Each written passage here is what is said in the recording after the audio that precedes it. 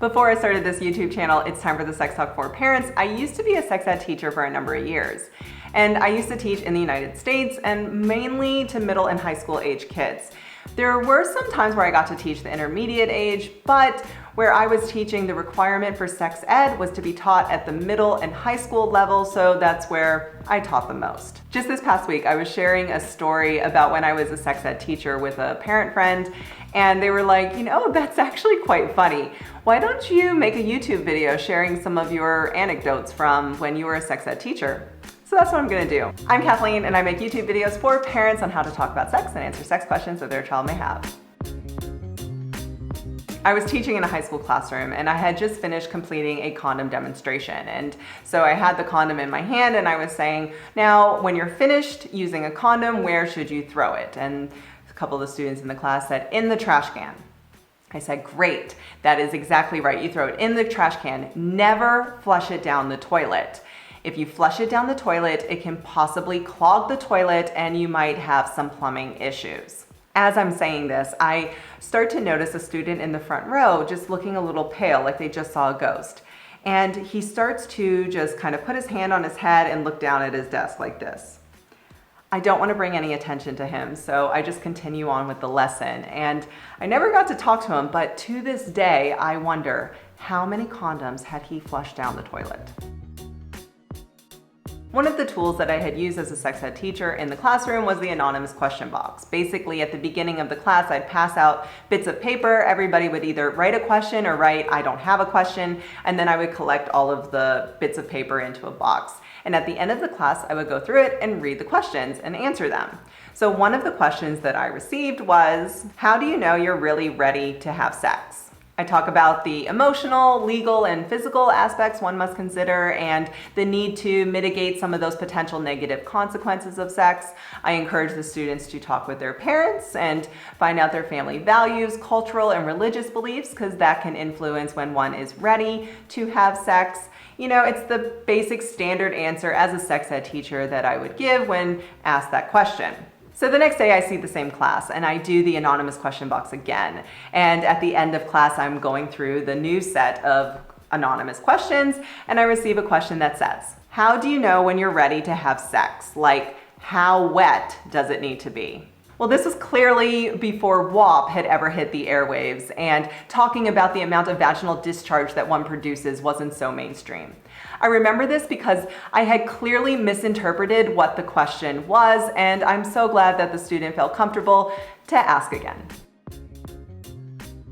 If you watched my video on considerations for parents around circumcision, you may have heard this one. I was teaching a 5th grade class about circumcision, and I had drawings up on the board of a circumcised and an intact penis, and was explaining why some parents may choose to circumcise their child with a penis. And as I was doing this explanation, a boy raised his hand and said, "Miss, I've got the penis on the left."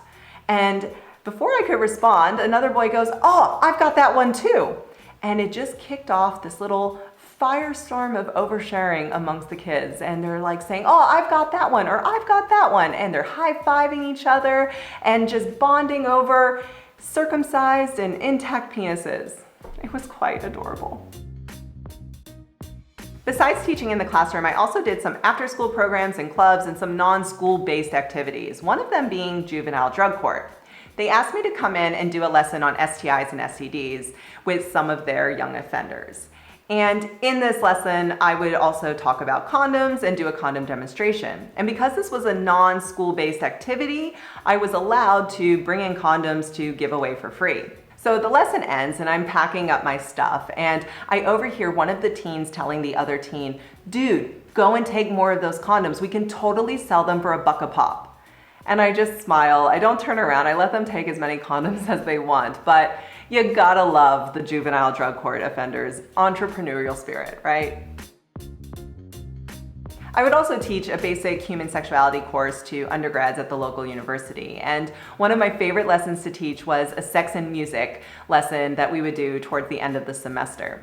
And in this lesson, I would talk about, historical poetry and slang terms back in the day and what they meant and how many slang terms were an innuendo for sex, and that sex is a very popular topic for musicians, artists, poets, and entertainers.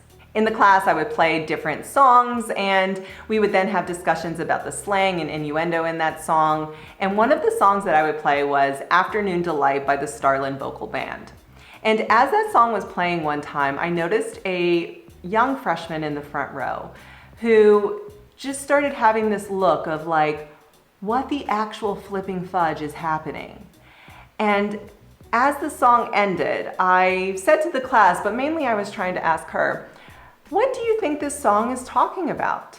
She looked at me, and you could tell that there was this mini revelation happening in her head, and said, I heard this song growing up in my house all the time. My parents were singing this song, and looking back at it now, they were like singing it to each other as if they wanted to, oh, ma'am, this is totally not what I thought I was coming to class today to learn about. And to this day, I still remember her face and that revelation that she had. So leave a comment if there is a song that you heard growing up as a kid that you then learned the real meaning about when you became an adult. Big thank you to all of the wonderful schools and programs that allowed me to come in and teach sex ed to the students. I honestly loved my time in the classroom and getting to teach students. And even though I've chosen to share the funny anecdotes and stories with you here today, I still have fond memories of kind, heartful, and thoughtful chats with students about sexual orientation and gender identity and just learning about sexuality. So from the bottom of my heart, thank you. I know this video is kind of outside of my norm, but it was really fun for me to make and think back about my time in the classroom. Don't worry, parents, I'll be back with another regular video next week for parents on how to talk about sex and answer sex questions that their child may have. Thanks so much for following me, and I'll see you here next week.